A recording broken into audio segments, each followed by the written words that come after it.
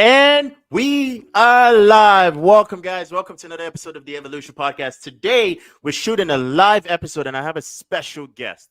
And I want to tell you guys the reason why I brought this guy on. So, it's kind of a fan moment right now because I read his book. Okay, I read his book. I went through his book, and we're gonna be just full disclaimer. I didn't get to finish it, but I read halfway. Okay.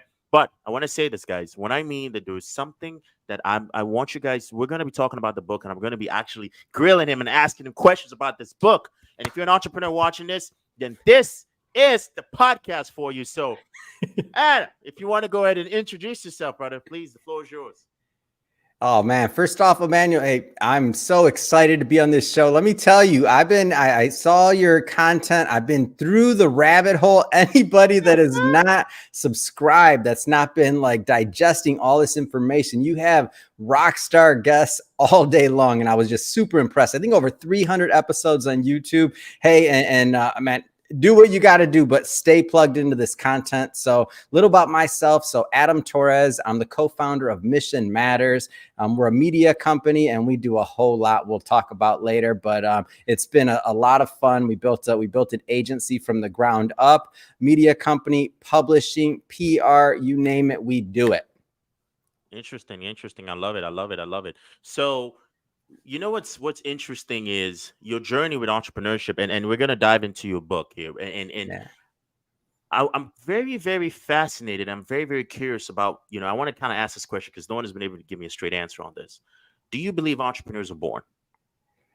When I think about the word entrepreneur, I have a trouble with it, like, because this is the way I look at it. So think about like, pre-industrial revolution, we were all, at least in the United States, we were all farmers. What's a farmer? A farmer is an entrepreneur. It's called, you have to make money, you have to eat, right? You have to provide for your family, however you feel you can best do it. So if we take the word entrepreneur out of this, and if we just say like, what's the best thing for an individual to do?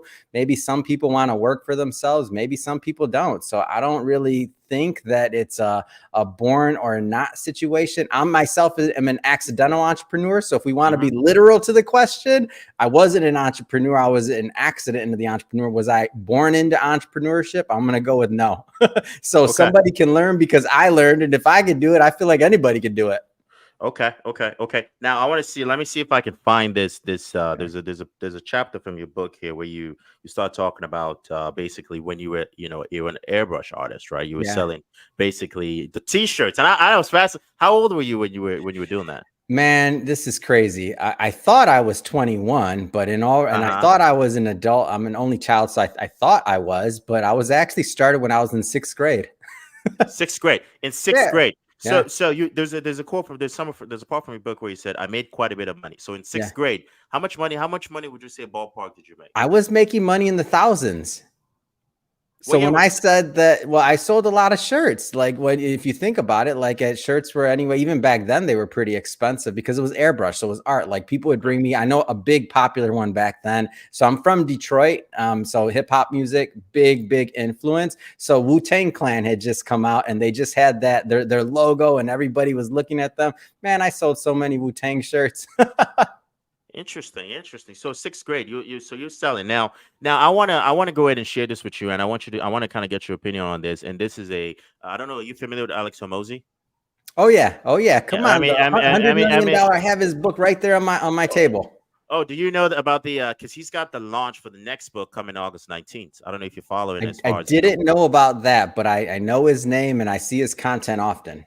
He's got another book coming. So I want to kind of go ahead and play this book here where he was play this part here where he was kind of sharing his opinion as far as are entrepreneurs born or entrepreneurs made. And I'm very, very curious what your take on this is.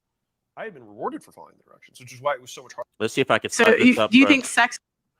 I like how it just the went. Concept of being a born entrepreneur. The natural born entrepreneurs are just typically people who got reinforced for doing entrepreneurial type behaviors earlier. I was a very security driven person for most of my life. I just had jobs and then I went to college and then I got a white collar job that had prestige around it. The most terrifying thing in the entire world for me was quitting that job. It took me 6 months to quit a job and I was 22 or 23 and I had $50,000 saved up and I was petrified. But it was because I had never been rewarded for that. So it was such a huge change in behavior for me because I'd been rewarded over and over and over again for doing what I was told. So I think it's So I want to kind of like, so we don't get too carried Yeah, away. yeah. He was talking about the rewarding perspective as to people who become entrepreneurs were never rewarded for, being the book reader. They were never rewarded for being that person that was like, always like, following, how everything worked. I'm just very, very curious as far as in your perspective, because you in sixth grade, you're literally, you're 6 years old, right? Yeah. I was in sixth grade. You're in sixth grade. So in sixth grade, you're selling in the thousands. Okay. In sixth grade. Now, to me, that kind of comes to the perspective of that's something that was in your nature. Yeah. I think that'd be overshooting, honestly. for me, like that'd be overshooting. For me, it was a simple progression. I was just an artist and that was the style. And I was like, and I had my father, so he was that was his business, not t-shirts, but he painted cars, like high-end sports cars, things like that. Again, I'm from Detroit, so big car culture.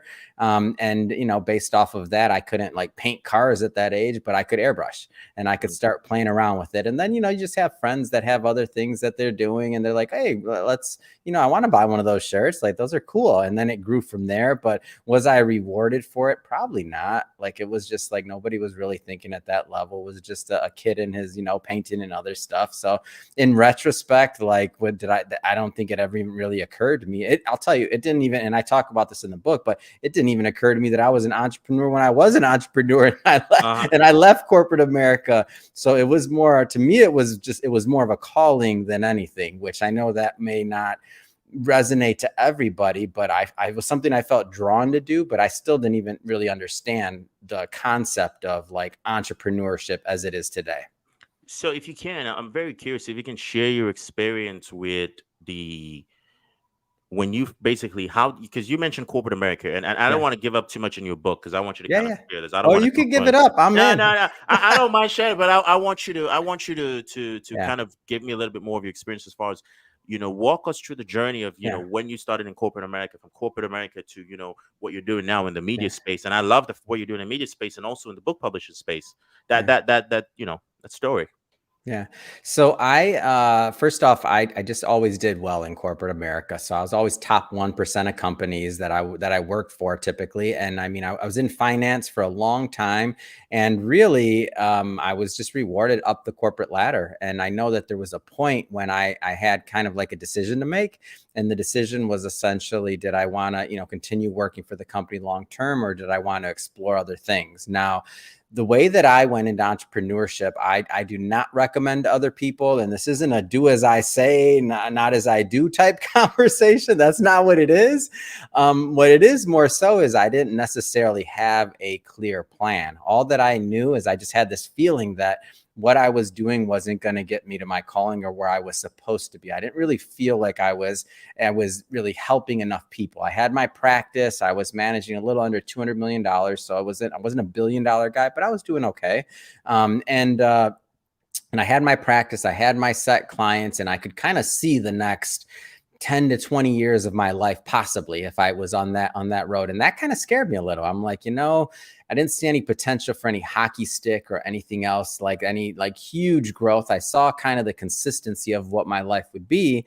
And it kind of scared me a little. And I kind of thought about it, like if I was ever going to make the leap and, explore, like now would be the time. I didn't have any family, no kids. I mean, like that, no kids, no wife, nothing like that. So it was just the time for me. And so I, left a, really safe, well-paying corporate America job. And I didn't have a plan necessarily what was next, other than I was going to start my own firm. Interesting. So now I'm very curious because is this detailing your experience with Lincoln? Say that one more time. Is this detailing your experience with Lincoln Financial? No. So I wasn't with Lincoln. I was with, at first, I started when I was 16. I worked with Raymond James and Associates in their IRA department. I worked my way up, went to college. When I left there, I was in insurance for a bit. Then I was also at, the Vanguard Group. Then I worked at my last position would have been at Charles Schwab, where I worked my way up through the ranks there. So by all means, I was a corporate guy. Think about it. Series 7, 6, 63, CFP, Ames. Like I had all the credentials, all the background, and I've been working in that field since I was 16 at that point. Wow. Okay. Interesting. You mentioned selling insurance. So Yeah. what a known fact is I used to sell insurance, right? Yeah. And I read the part in your book where I'm not, like I said, I don't want to give American away. Income. That was the company. Okay. American Income. Yep. Yeah. American Income. Like that's the company you work with. Yep. I remember that. So I was reading the part where you were like, I believe it was Lincoln before you guys went into Prosperity Group, and you were like, okay, you know what? I was doing the medical side. I was helping with a 401k, and then they just walked in your office and was like, hey, you got to drop all of this, and now you got to start, selling life and selling insurance. You're like, I've got the business side. We're like, wait, no, that the money is not in the business side. The money's in insurance. So that part was about division, right? You're like division. So you did read that part, and this is part of kind of the setup for the book. That was Elliot Callan, the other co-author on his story. So you read it right. It was Lincoln 100%. And by the way, for everybody watching, 2 different co-authors in this one. And Emmanuel, you got to have, you asked a question. I'm going to connect you and Elliot. Now you got to have him on the show. That's one for him, man. And what's funny is that when you read the book, in my opinion, there's 2 different voices, because I'm the accidental entrepreneur. When you said, are entrepreneurs born or are they, made? Elliot was born for sure. He was born a serial entrepreneur. That's him. I was more on the made side. So in the book, you will juxtapose both, in my opinion.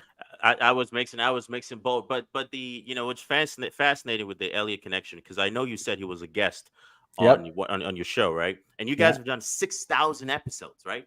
I've done almost 6,000 episodes. Elliot, he does have another show as well, and he's done. I think he's in the hundreds for sure. Jeez. Okay. First, I'm gonna. So what was that bromance came in? And you guys like, you know what? We got to write a book together. We gotta co-author a book together. So one of the things. Yeah. So one of the things that I feel that when you're blessed, like the next thing is to think about like how to be a blessing. So the fact that Mission Matters has grown, the fact that when you say I've done almost 6,000 interviews, to me, I mean, okay, that might sound good from one angle. And whenever I hear that stat, I'm like, wow, 6,000 people wanted to talk to me. That's amazing. Like, just period, like would come on the show and lend their time, lend their expertise, lend their knowledge. Like I'm truly humbled. And I love the fact that people are willing to collaborate. And so for myself and Elliot, as we kind of, grew, we'd actually published some other volumes, not a full book like this, but we do these anthology series where Mission Matters, my company, brings together business leaders from all around, and we publish them in a book. So anywhere between 15 to 30 leaders in a book. And then we put out the stories, we publish them, we promote them as a publishing company. So Elliot had taken part in 2 of our other business leaders projects. And he just, he was always in our community. He was always just kind of curious. And we just kind of always had these longer conversations. And we always kind of not took opposite sides in a bad way, but it was more so like we had legitimate differing opinions. And we thought about it and we're like, wow, what if other people could listen in to hear this and to see different sides of the story? And if they could see that there's different ways to be an entrepreneur, you don't have to be this one way or this Mark Zuckerberg or this or that, or there's not just one way to do this thing. And because we were actually, which is it's kind of contrary to, I feel like, how most co-authors come together. But because we were so opposite almost, and because we had such different backgrounds and all these other things, we were like, that's a book. I don't know if I've ever seen a book where there's on entrepreneurship, where there's 2 different opinions in the same book about entrepreneurship, all aimed at getting to that end goal, which is the greater cause and the mission. And being a mission-based entrepreneur, which also just a quick plug for the book. Proceeds, much of the proceeds are going to his organization, A Brighter Day Foundation, which is really meant to help with teens that are suffering through depression and other like very serious issues. So just a quick plug for that one. But that was the other part of the mission. Like there had to be a book. To do a book is great. I'm not against that. We're a publisher, right? We do books. But if we could tie that to his mission, which is something I believe bigger, which is a Brighter Day Foundation, then that becomes like something that it's like, that's some great energy out into the universe, in my opinion. I love it. So I want to, with the, it's very interesting to kind of see the story. And then, now that I'm reading the books, I'm kind of having to understand, like, whose story is which story, whose story. Yeah. But now It's, I don't want to get it too personal, but I believe, the personal life does play a role in our overall business life, right? yeah. So take, for instance, I'll give you the scenario. So when we're building a team in the insurance side, which, if you're familiar with insurance, we got 800 Yep. people. Damn, guys. All right. I like how the fact they're here to see you, man. When Yes, I do it sir. live, they're only 200 people. They're here to see you. No, so and I want to talk a little bit about the relationship side of things, because this is a very fascinating thing for me. Hmm. Is when I used to get in agents, I would get, anybody, you got the single guy, you got the guy, you got the married, and then I would notice something, that the people who had families were committed, right? The people who were Hmm. families, they would fight and they would keep fighting, right? But people who had Yeah. relationships were like just in the dating scene, they'd be like, I'm not really, Yeah.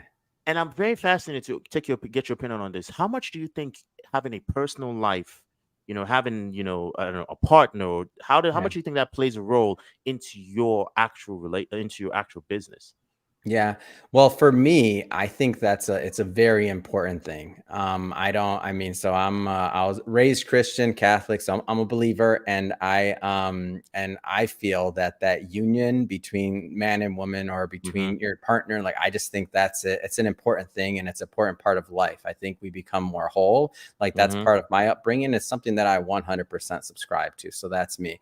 I'm not married yet. I'm still, I hope to be married, and I don't take this as personal, by the way, as a personal question, because I think it's very relevant to business. I hope Okay. to be married and to have kids and things like that. I'm not there yet, but for me in my life, like, I do use that piece of understanding and trying to become a better person, a better man, a better entrepreneur, to be able to get to that point in my life. So that's a big, I think, important part. And for those that I can say that I've seen that, have those relationships and that work on that, not easy, but it appears to be, from the outside looking in, like, extremely rewarding.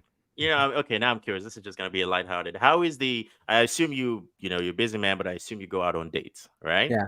How is the Yeah. dating life in California? I'm just It's fascinated. not, man. I don't think I'm busy, man. I don't. I'm not at that point. I like to tell people I'm in the media world. There's not glamour in what I do. Like, I'm like I work, man. You think you get to 6,000 interviews in, like, the last 5 years or 6 years? By not working.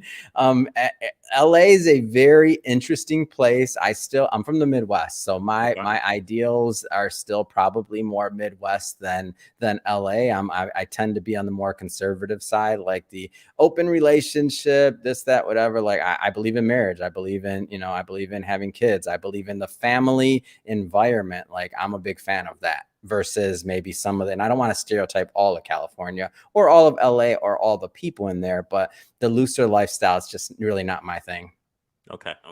No, that's interesting. That sounds very fascinating, because I always wanted to get like I used to be in a dating scene in the East Coast, Yeah. East Coast. Never really tried anything, anything in the West Coast. So I was very fascinated what your opinion was going to be. But I would say now, it's hard, by the way. It's hard. It can be harder to connect in a place like this or any other, kind of like Metropolis or something, where people are always going in and out, yeah. because you're not around other family units very often. If you're in LA proper, like I'm at, like if you're in Hollywood or in these areas, so you're not in the same type of, like, I'd say, wavelength of where Hmm. people, because if you think about it, like being in a marriage or having children, that's a sacrifice on Yeah. yourself, right? Your time, your ideals, your business, possibly. It just depends on where you're at in life, right?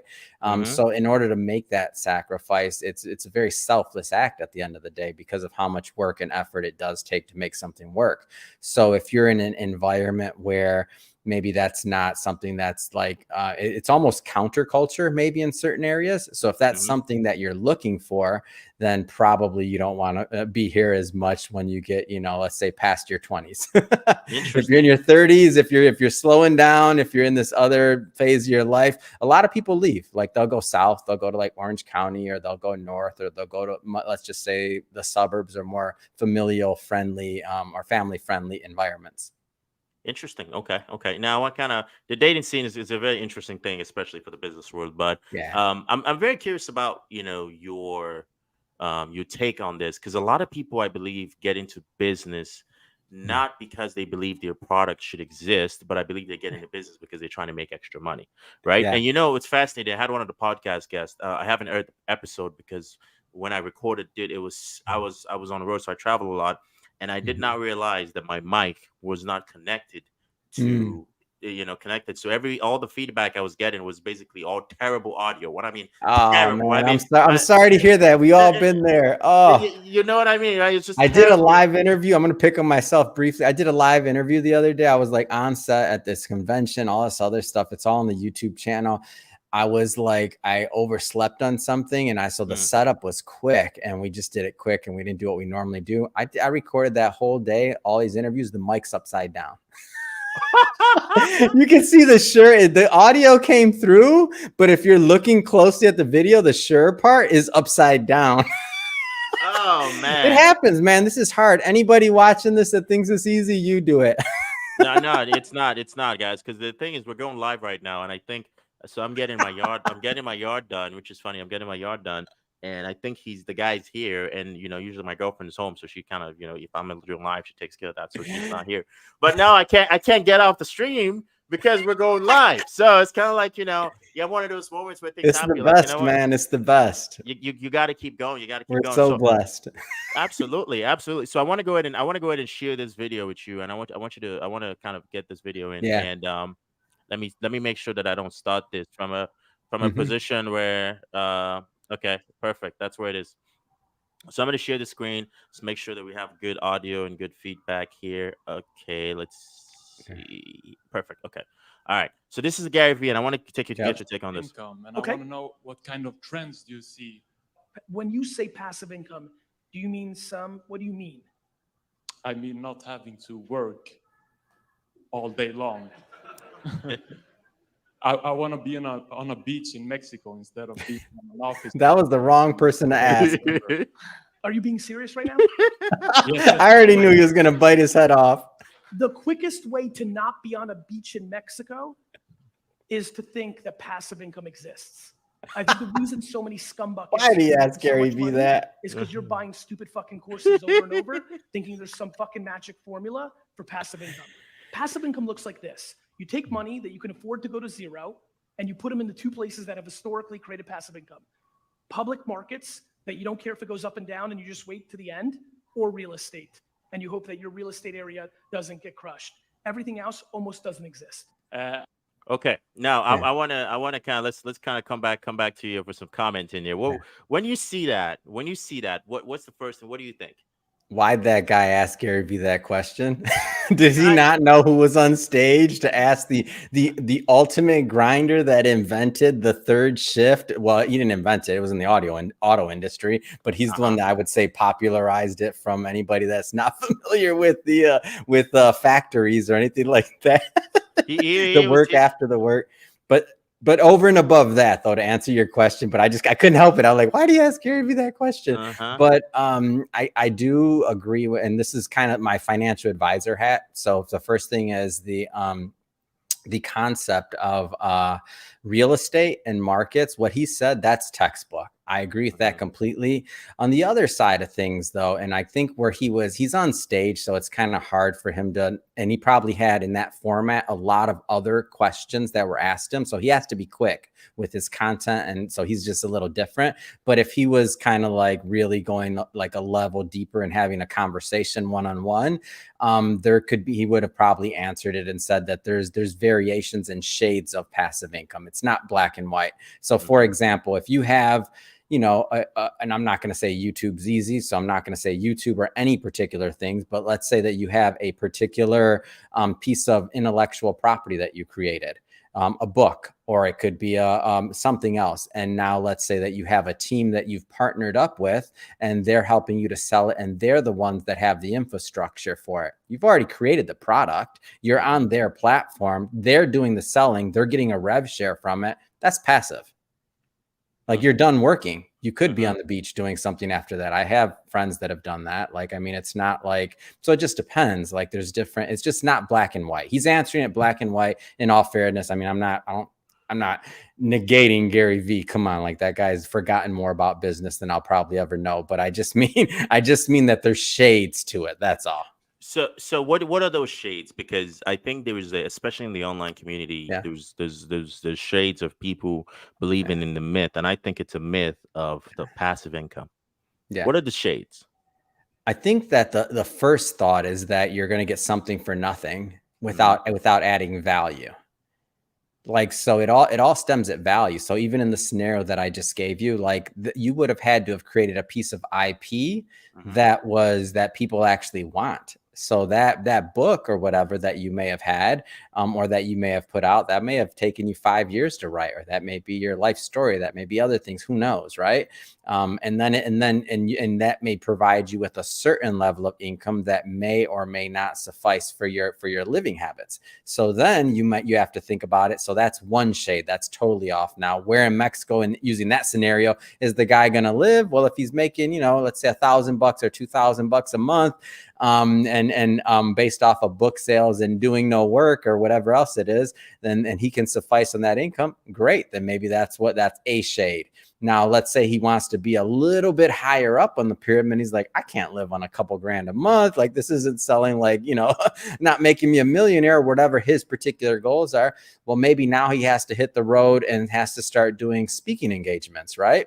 That's work. That's not passive. Now you have to be active in promoting that book. So it's more, and so now he might be, getting, $2,000 or $3,000 a speaking engagement. So that's another level. That's another shade. So now maybe the guy's up to, let's say, $50,000 or $60,000 a year in income. And maybe he's working a little bit, like maybe he's only on a day or two a week because he doesn't get booked that much for speaking engagements. And so maybe that's part of it. And maybe he has a publicist or something else. And so now his expenses are going up a little bit more. And then all you're doing is every, let's say, layer or level of revenue in my particular example is going to add more complexity, which adds more expense, which adds more work to make it possibly to where you can't be as passive on it. Like, let's say the next step is he wants this to be a top selling book. Well, guess what? If you want to bank, $20,000, $30,000 a speech, then you're going to have to be on the road a lot of years, because you're going to have to do a lot of lower paying speeches to build that name up to get to where somebody's going to want to hand you over that check.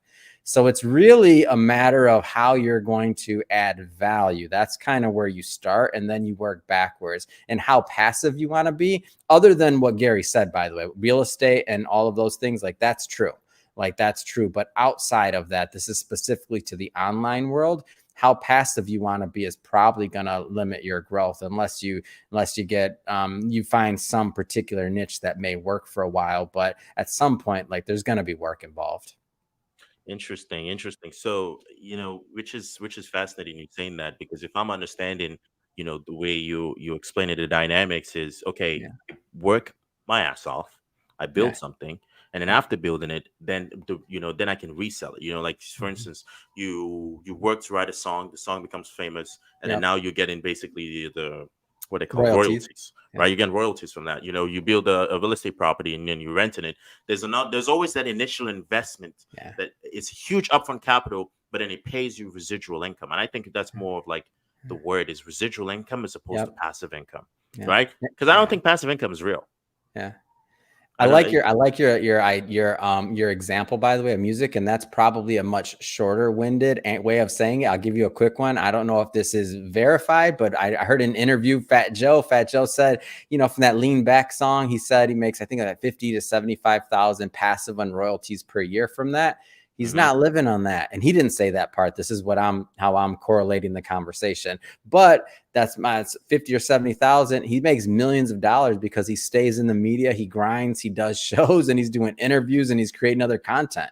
So now that IP is worth more, and it'll continue to stay in front of it. But it's not like he's not, if he wanted to, it could be passive. He just stops and, I'm gonna click that 50,000. I know it's an extreme example, but that's how you get to different levels, is continuing to push it. Interesting, interesting. Now there's there's the part in your book, because you had your own financial company, right? Yeah. Which anyone who knows in the financial industry, especially if you've built up enough book of business, you're making a good enough income, Yeah. right? And what made you say, you know what, I'm going to go from the financial services space Mm. and now I'm going to go into the media space? Yeah. It's interesting. I don't, and this is again, not disclaimer. I don't recommend people do this. Okay. So it's been a thing that I've done in my life multiple times. And that's when everything is going really well. But I just don't feel that like calling, like I just don't feel like I'm in flow. I Mm-hmm. tend to stop everything. Mm. So I'll give you a quick example that's not in the book. When I was, when I left the Vanguard group to go to Schwab, at that point I was pretty much semi-retired. Speaking of passive income, so at that point, I mean, my expenses because of my real estate investments and other things. Not saying I had this huge portfolio. All I did was I decreased my expenses to the point to where they were like nothing. I moved into a fourplex. So I lived in one of the units. I rented out the rest. And so I decreased my expenses so much that I think I had $400 a month of actual expense that wasn't covered by passive income. So I could just sit on my butt and all I needed to have was $400 a month. And that would cover my bills and any little like incidentals I had. So getting back to my example, actually, that all matches everything I said. So that was truly passive. But I just didn't feel like I was in flow. I didn't know. I was like, is this it? I just didn't feel like I was in the right calling. So I quit my job. I quit everything. And I just, I just kind of sat there and I read a lot and I just read a lot and I read a lot. And I was on this path that it's going to sound really funny, but I go to the gym, I hang out with who I say this very affectionately, my retirees. And they're, in their 70s. And I would just, I'd be on the exercise bike next to them. They'd be on the exercise bike and we'd be talking, hanging out. And this is like at, 11 o'clock. And they tell me like, hey, Adam, shouldn't you like be going to work or doing something? I'm like, no, what are we doing today, guys? And they kind of shook me up a little bit. Like they're like, man, you're in your 20s. Like you have so much life ahead of you. Like, do you know what we would do if we could go back in time and this and that? So they kind of got on me. And so I started thinking and I started praying really hard on it. And that kind of got me back into the workforce and going to, then I joined Schwab. And just to kind of speed up the story. So at this point, I had, let's say 5 or 6 years later after that particular point. And I was doing well. I kept getting promotion after promotion. I was in Century City, California. My office was in one of the best zip codes right there, Avenue of the Stars. Doesn't really get better in Southern California. And I was at that point again. And I just had that feeling like, is this my calling? Is this what's next? And so I left that. And I didn't know what was next, but I did have, I started my own firm and that's what I thought was the calling. I thought that was the variation. And at that same time, I launched a book. And when I say that it's a calling or like, I believe in God and that these things kind of happen and manifest. The book just did uncommonly well. Like it was just a little self-published book. It was like nothing that I could now we're a professional publishing company and right, this is my business, but it didn't start out that way. It was a regular self-published book. And I put that out and I started getting like these like signs, like I'm going on like speaking engagements. I'm going on these like tours. I've been as far away as China on a speaking tour that somebody found me cold on LinkedIn. Like what? Like, how does all that happen? So I just kept getting all these different like signs.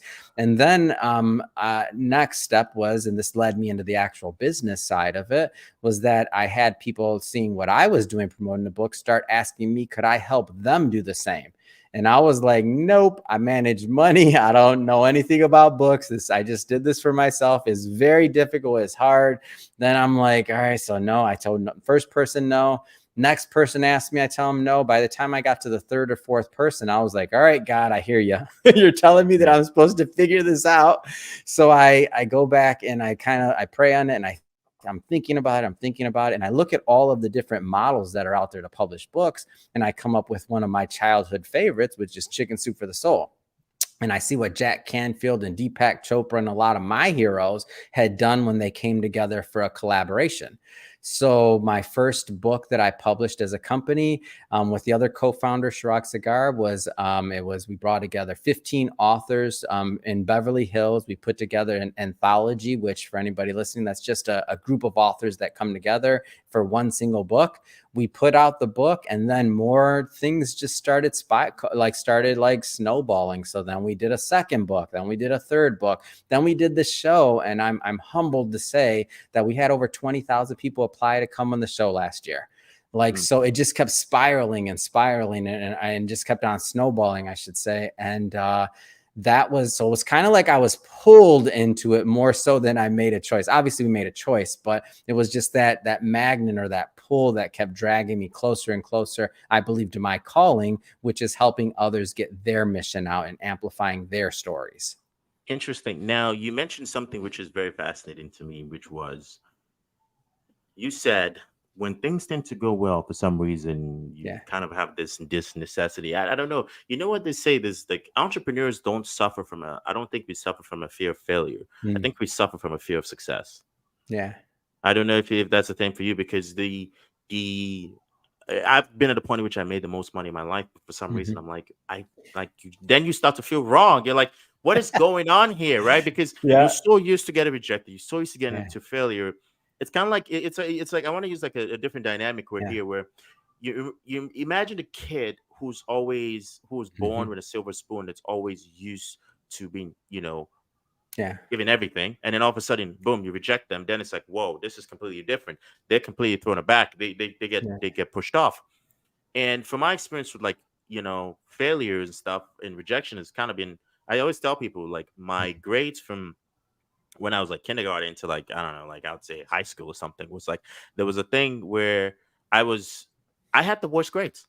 Legit. I did. Yeah. So when I had the best grades, my father, even my own dad, could not believe it. He's like, you cheated. Yeah. He goes, how in God's name, for the past how many years you've had terrible grades and all of a sudden now you have good grades? Well, what happened? Yeah. So I'm very fascinated. Do you think that's the case in which you have the fear of success? Yeah. For me, by the way, I know that a lot of individuals go through what you're going through or have gone through, and I know that that's a thing. So I'm not negating it, and I'm not like that is true. That is a thing. For me, it's slightly different. So, I mean, I come from just really humble beginnings. I mean, growing up in Detroit in the 80s, that was a war zone. The country was a different place. Detroit now is a beautiful place. It's a lot of thriving entrepreneurs. There's a great scene. But I mean, when I was growing up, it was a very different situation. So just the fact that I'm alive is just this blessing to that. I'm just like always trying to figure out, like, what can I do more with? Like, I survived. A lot of my friends didn't. So just based off of that, I'm always thinking, like, so for me, when I had success as a financial advisor, it was a very selfish success. I had my clients, I had my base. Even when I had real estate, that was a very selfish success. I wasn't making what I believe I wasn't giving back enough. And so the way I always looked at it for me was, I always felt that, my mother's gift, she was 40 years. She was a social worker more before she retired. Shout out, Mom. Always give Mom a shout out. But her approach and the way that she gave, and I believe that she was kind of, and they're not saying one way is right or wrong, by the way, there's just different approaches. So she, I believe, was more like a bottom-up giver. In her way, she helped people really one-on-one, whether it was through counseling or otherwise. She worked with, she was actually the second employee at Covenant House, Michigan. I helped move them in. I still remember my teenage years. And her way of helping people was one-on-one conversations. Like, that was it. Like making that connection. And then she'd help people. And then in turn, they go out into the world. And she was working with some of the most at-risk youth in the country. For the United States. And so she did that and affected a lot of lives. When as I've gone through my path, and now to say I knew this at this time, by the way, would be incorrect. This is with a lot of self-reflection and figuring out kind of where I feel my calling is and taking those signs from God and heading in that direction. Or what I feel those signs are. But my approach and what I felt was that my work was to kind of build on hers. And so as I learned about these different platforms and these different ways of spreading messages, I couldn't think that like, did I want to just be this? And I'm not this now, but and I'm not saying that it's negative for people to be this, but do I just want to be this rich guy in Beverly Hills, like, which I'm not rich. I just mean that was my thought process. Do I just want to be this rich guy in Beverly Hills that lives, a block away from Rodeo Drive, has an expensive watch and a nice car and this and that? Like, is that it? Like, because if that's it, then I can just stay on this path and check that box done. Because the numbers, I mean, again, I was a financial advisor, it adds up. You just keep on doing that over and over. You execute, not saying it's easy and not downing anybody who that's their calling. I'm not judging anybody, but for me, if that was it, then I don't feel that, like, I don't think God saved me and that I made it through what I made it through for that to be it, like, to me. So when I stopped these things, and when I was in retrospect, whether it was real estate, like, that was just very selfish. Like, for me, like, how was I helping other people? Okay, you're providing housing, you're doing other things, and I could, write a check, but am I really, really making use of my gift that I feel I've been given? I don't think so. When I was a financial advisor, I already had a book of, 400 clients working one-on-one. Okay, I could train some advisors, they could help other people, but am I still making use of my gift? Like, I interviewed the other day, David Meltzer, and his goal, and I always had these people in my peripheral. His goal is to help 1 billion people. So when you hear somebody else saying about wanting to do good and help 1 billion people, like, I never thought like I couldn't do that. I always thought, oh, I'm supposed to be helping 1 billion people. Like, I'm helping 400 people right now. That's a little shy of 1 billion. I don't know the plan. I don't know what's next, but I think I'm in the wrong path. So I need to stop and figure out what the right path is, because I think it's the Covey guy that mentioned this. Like, if you're on the, climbing that ladder, but it's on the wrong wall, you can keep on climbing and climbing. But, if you're on the wrong wall, you're not going to hit where you feel you're supposed to be. And I felt that I've been on that wrong ladder multiple times, but I didn't really know what the next rung was. So I just kind of got off the ladder, and I just kind of, sat in a position and just waited and tried to figure out what that next wall was to put my ladder on. Interesting. Yeah. So I'm still kind of stuck on, which is very interesting what you said, but I'm still kind of stuck on the fact that you got a cold DM from someone on LinkedIn, and then off the cold DM, you said, I'm going to go fly to China. Yeah. So what was that? How'd you get that much trust to go to just cold DM, boom, go to China? Well, I mean, in all reality, if it had just been anybody, I'd say I may not have. But I mean, I had my credentials are pretty high in finance at that time. I'm not licensed anymore. I don't do any, just for disclosure for everybody. But the company was Moody's Analytics. It's a huge financial company, and they're a powerhouse. And they wanted me to go speak to some of the largest Chinese firms in financial management, and they were going to fill up halls of hundreds of people. So there was no risk there. Interesting. Yeah. Fascinating there. And again, but getting back to like, how does that happen from a book or from this or that? Like, that's ridiculous. I think it's just a testament to me that anybody can do this. If you have a message and you want to get it out there, I don't care if it's a book, a podcast, a blog, whatever social media, Facebook Live, whatever you're doing, like, get your message out there. Like, people want to hear it. Interesting. So, okay, let's talk about a book. For the longest, I've been thinking about writing a book, and I don't know, where do you start when it even comes to writing a book? Because I think writing a book is important because one, people get to read and see your message and almost live in your story. Where do you start if you want to write a book? So my response is probably going to be different than you're expecting. First thing that I realize as I've been a publisher is that there's a lot of people that want to write books that don't actually want to write books. They want the benefit of having a book.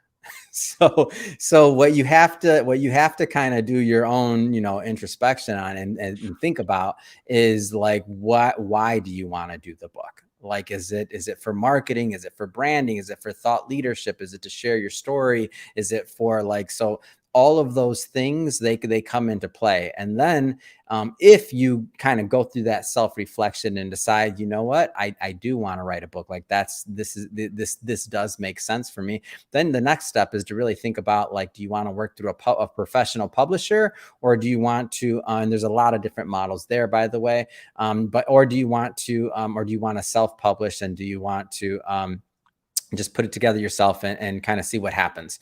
My personal journey, I just put the first book together myself and just see what happens. And that was my journey. And in retrospect, would I have done it one way versus another?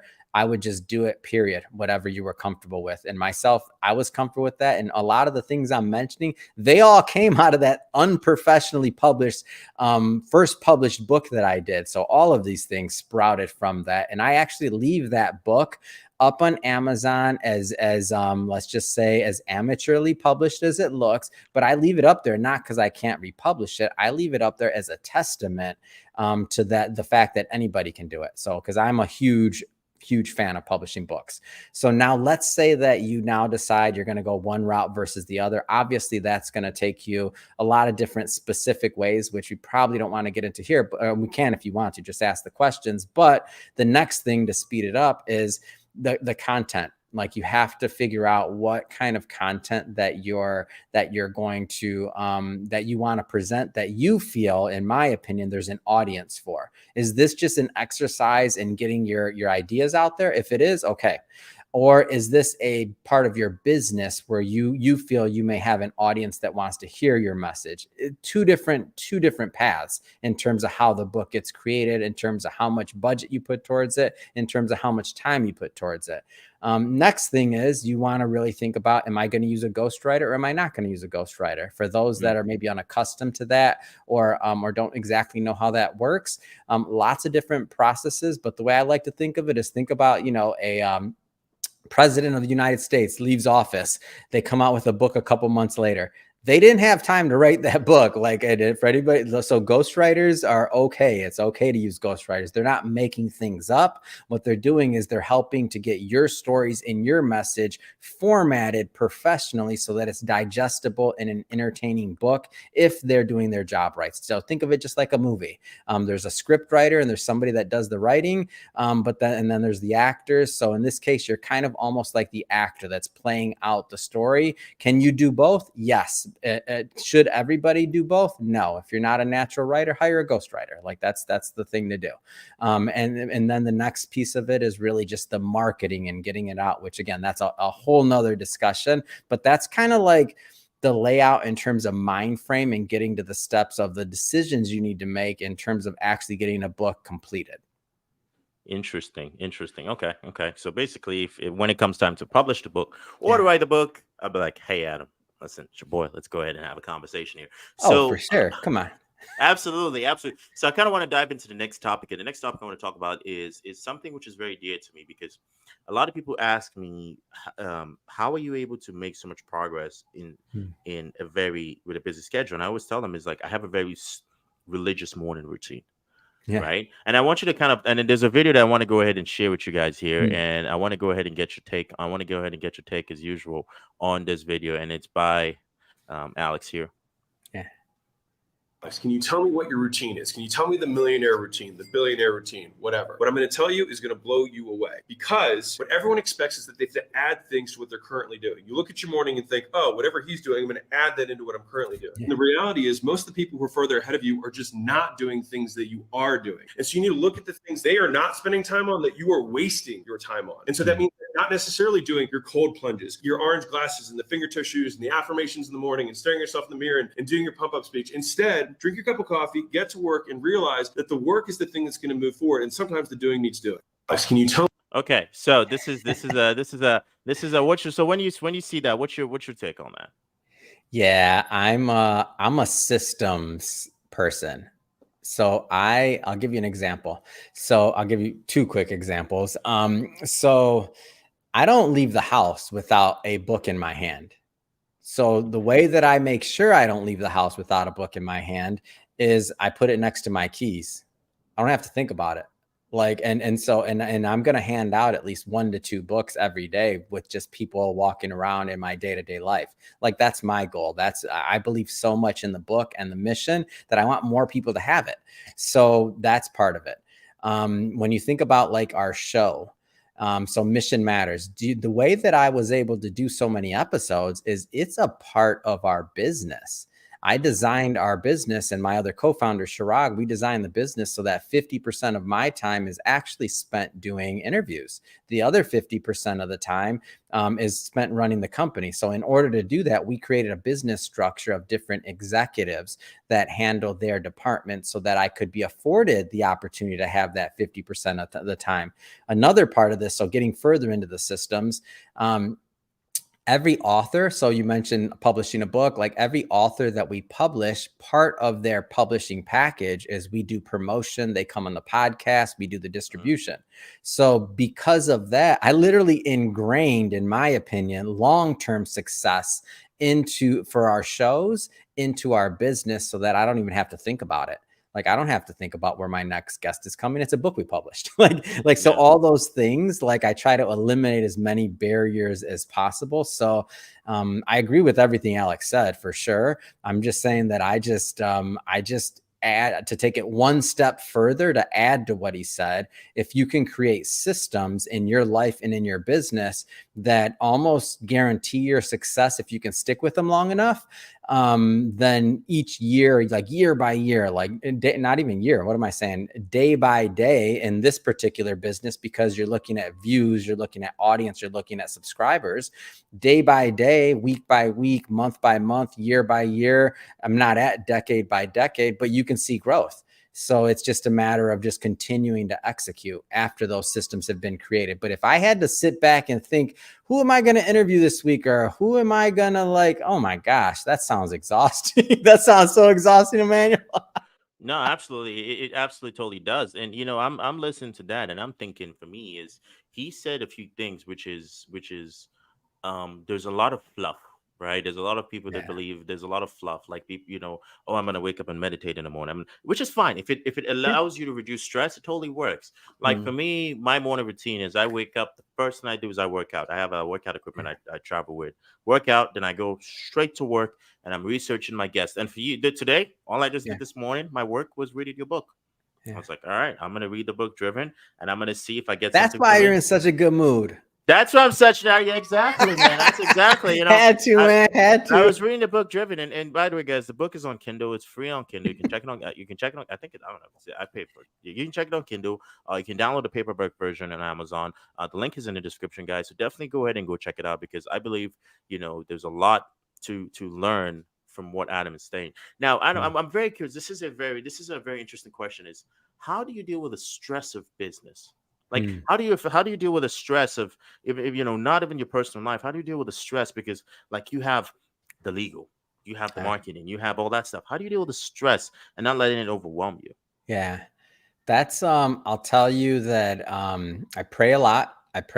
Talk to God a lot, and I always think about it this way. It's like, so I have these conversations, and I'm like, so every rung of revenue, we'll say, whether it's going just to make it like from $1,000 to $10,000 to 100,000 to 1,000,000 to 10, like every rung or every zero or every bit that you ask for, and I believe that I'm asking for these things, like it's kind of like I'm like, all right, God, I did it to myself. I know I asked for this. I stepped, you stepped, and so now I just feel that God's not going to give me anything that I can't handle, and I just look back, and I think Steve Harvey, he does this thing, and it's definitely Steve Harvey. I'm a big Steve Harvey fan, and he'll ask the audience. I've seen him do it in some of his videos, and I think even in person things, and he'll ask the audience, and he'll be like, who in here has had like some really, really hard things that have happened in your life, like really hard? Raise your hand. A lot of people raise their hand. Then he's like, real hard things that you thought you were never going to get through. You thought they were going to kill you. And he's like, then some people, put their hand down a little bit. And then he's like, how many of you never made it through that experience? And he's like, keep your hand up. everybody puts their hand up. They're still there. They're still living. Of course they didn't die. So it's kind of like a way of like, I just affirm myself in understanding that, like, number one, I asked for it. Like, nobody's forcing me to take on all these different like things and these responsibilities. So I have to take some ownership and accountability to that. Number two, I got to pray. I got to learn, and I got to know that I can't control like other people or the situation all the time, but I can be in control of my feelings and my emotions, and I can reaffirm that and understand that, hey, my reaction to the situation is all I can actually control, like in the real world. Even though we like to maybe sometimes feel like we're in control, but we know that's not the case in reality. So those are kind of like the big ones. And then I just have to do that gut check to myself. And I do it pretty often. And I'm like, hey, do I still like want this? Because something that entrepreneurs, like as they get to different levels, should consider is that potential for exit. Right now, you may be building a business that may be to a certain level, and you may feel that like that has to be the rest of your life or your business for the rest of life or this or that. And your identity is so tied up into it that you don't really think about even the potential of something else. But I'll just tell you from my perspective, if I'm the last host on the Mission Matters podcast, then that means I didn't fulfill my calling. Like the whole point of this is how do I empower others? And that's why, and just showing you a very clear and concise example of that, that's why we launched the Mission Matters Podcast Network. So we've been blessed, and now we've also found a way to help other podcasters or aspiring podcasters be trained, be distributed, and we have a whole network. So we have 35 shows that we produce and that we promote, and I think 27 to 28 that are live, and I think there might be like 5 to 7 in production. But again, being blessed and figuring out another way to be a blessing to others. So that's really like how I deal with the pressure, and that's how I deal with the stress of it all, because it's all there. I'm not sugarcoating that. I'm in the media business. It's one of the toughest businesses in the world. That is not easy. There's no glamour in what I do. Like that's what I tell people, whether they believe it or not. There isn't. This is hard work, day in and day out, mind numbing. When I was just starting, I was doing, first couple of years, Emmanuel, I was doing 91 episodes. That's my record in a week. Damn. 1 week. 2 years of content in a week. My average week in the beginning was between 60 and 75 episodes per week. That's 6 days a week of recording. That's 15, as many as 18-hour recording sessions where I didn't get to go to the bathroom unless somebody canceled. Like that's what it takes, like to do what I felt was my calling. So when you talk about stress, pressure, things like that, it's there. At the end of those days, I did everything that I'm telling you about. But in addition to that, I'd be in the fetal position with an ice pack on my head. That helped too. No, that's crazy, man. You basically, and you talking about, the episodes. That's something even I'm thinking, because I'm thinking, I was like, dude, because I looked at, when I saw the 6,000 and I was like, dude, this guy is working, man. This guy is working, and I love it, man. I love that fact. I love the fact. I love the work. I love the grind. As we wrap up right now, I know we have almost 900 people watching here, guys.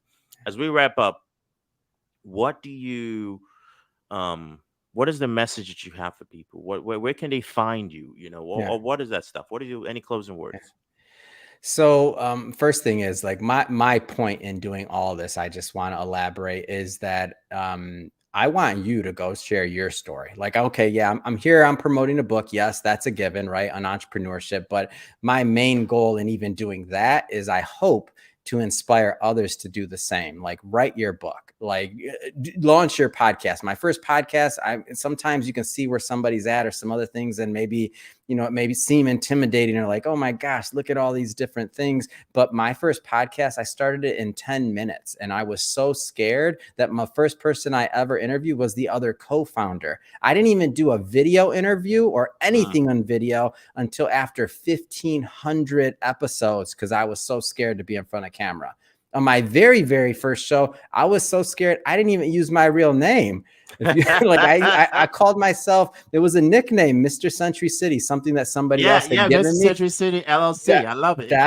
That's where it all came from. I was so scared I didn't even use my own name. My first show was called The Gratitude Show. All I did was sit there and say, what are you grateful for? And that's it. And you tell me what you're grateful for, I'll tell you what I'm grateful for. And that was it.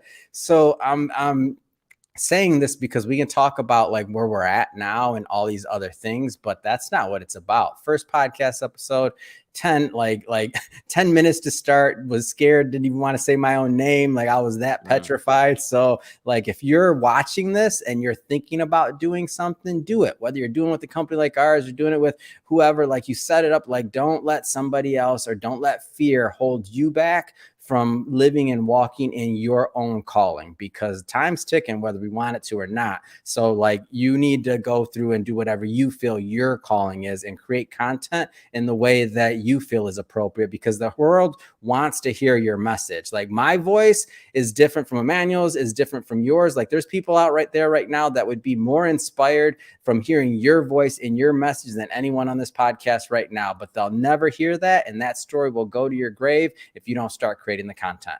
So that's my message. In order to connect, to find anything like that, ask Adam Torres everywhere. It's everywhere. So whether it's on Instagram, LinkedIn, TikTok, name it. Ask Adam Torres. Real simple. You'll find a link there that links to all of our content.